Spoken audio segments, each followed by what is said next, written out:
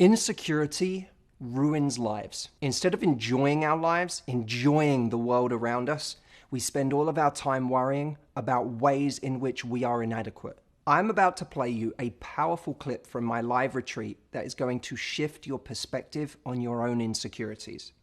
Before I do that, I want you to think about 2 insecurities you have about your image. 2 of mine, I used to hate my nose. I thought it was too big. I used to look at it from different angles in photos and hate the way it looked. It bugged the hell out of me. The other one, my hairline. When I got into my 20s and I started to feel this receding here in the corners, all of a sudden I got freaked out. I thought I was losing my hair and I was gonna go bald much sooner than I thought. What are your 2? I want you to think about them. Get that feeling in your stomach when you have an insecurity that you can't change, and get ready for your perspective to be shifted. We released a program called What Men Want. We said we're going to give out a prize for somebody out of these, I think it was 4,000 people who have bought this program. We're going to give out a prize, which is 1 hour with Matt. And this person showed up on a Skype call. I said, are you ready? She said, I'm ready. I can't wait. I said, you want to do video? She said, absolutely, I want to do video. I said, great. So I turned on my video I think it was on a Sunday, for this hour of coaching. And this woman appeared on the video, and what was immediately apparent was that this person had a disability. She was in a wheelchair.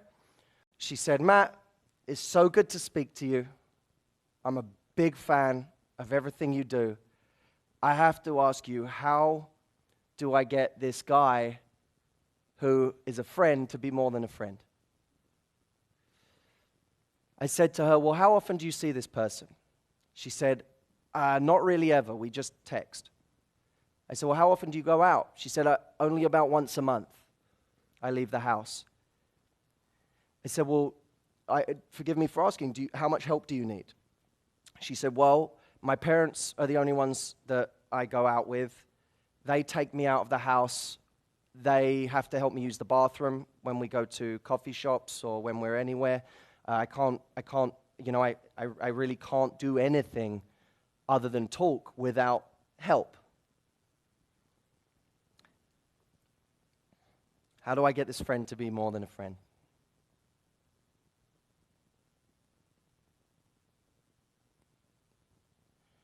And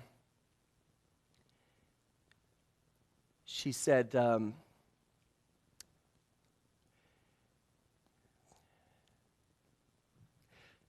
when I go out, I want to talk to people, but I'm worried that when I look at somebody, they're looking at me and they're just seeing the amount of responsibility they have. And I don't know if they'll be attracted to me. And I thought of every time that I have played the violin for myself when I've gone out and looked at someone and thought maybe they won't like me. And I thought of her. She gets to go out once a month with her parents who help her use the bathroom. And if she even wants to talk to someone, what's going through her mind is that she's not thinking they might not think I'm pretty enough. She doesn't have the luxury of just thinking they might not think I'm pretty enough. She's thinking this person is seeing a life with someone who needs help every step of the way. They are taking on a full-time job by being with me. And for a second, it broke my heart to speak to this person. The whole fucking thing every reason I do my job made sense. And I said to her, I'm not going to sit here and pretend to understand, because that would be patronizing. What I will say to you is you are unbelievably brave. Unbelievably brave. The work I would have to do on myself if I stepped into your shoes tomorrow for one day would be incredible.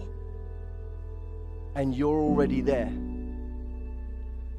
So let's start there. I'm sitting here humbly in front of you. Let's now talk about what I might be able to help you with.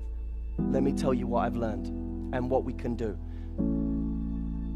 And I didn't come from a place of feeling sorry for her, because I don't, it's bigger than that. It's bigger than that. This person doesn't need someone feeling sorry for them. They need help.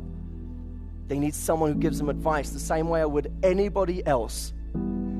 She's a woman, she sits there on a Sunday and she watches my new blog video and she has fun. She's a woman. She's a woman. She doesn't need me sympathizing with her. She says, hey, help. You know what to say. Help. Let's talk. And it all made sense to me. And that moment is a privilege. And you don't know exactly when they're going to come. You just know that there's going to be moments where something means something to you and it connects with you. Perspective is so powerful. Those moments where we realize where we are in relation to somebody else can be life-altering experiences. Now, I don't know what you freak out about yourself. I don't know what you spend your time worrying about, what you wish was different. But it is so important to introduce perspective. Perspective can be like a life raft. If you feel like you're sinking, if you feel like you don't like yourself, if you feel like there's so much that you have to worry about, looking at where somebody else is and seeing someone who has to deal with 10 times more than you is such a powerful thing. And even for the young lady I'm talking about in the video, there's somebody looking at her saying, you've got it made. You can talk. You've got it made. I can't even talk. Or there's somebody looking at her saying, you can leave the house once a month. I never get to leave this bed.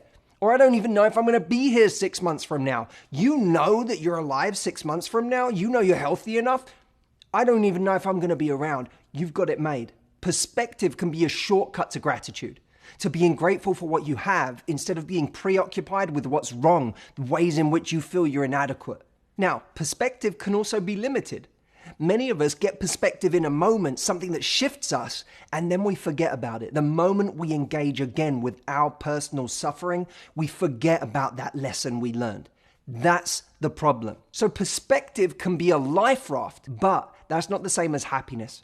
Happiness comes from falling in love with your situation and from falling in love with yourself. When people go through my retreat program, they're not just changing their perspective, they're changing their personal reality because they're falling in love with themselves and their life, maybe for the first time. My hope is that this video will be a pressure valve for you anytime you need to shift your perspective. But if you want to go that next step, if you want to change your reality and fall deeply in love with you and your life, and if you want to do that with me, I want you to click this link and explore the retreat program for yourself. Now is the time. Other than that, I will see you in next week's video.